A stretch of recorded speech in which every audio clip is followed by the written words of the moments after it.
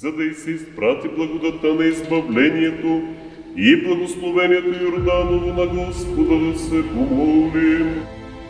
И от името на единородните сини светия ти Дух възлагам ръката си върху рабинята ти, Тея, за да прибегне към светото ти име и да се запази под заслона на крилете ти, отстрани от нея старата луна и заблуда и я изпълни с вяра, надежда и любов към тебе, за да познае, че ти едничък си Бог истинен и единородният Твой Син, Господ наш, Иисус Христос и Светият Твой Дух, дай да постъпва по всички Твои заповеди и да пази всичко угодно на Тебе, защото като човек стори тия неща, ще живее чрез тях.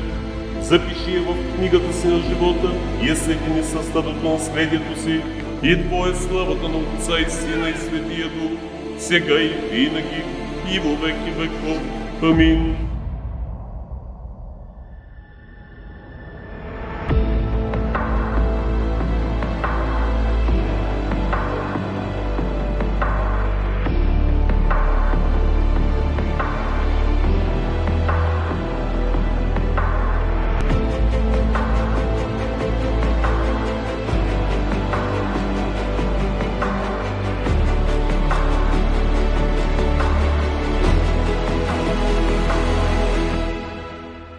За благочестивият и христолюбив български народ и за воинството му на Господа да се помолим.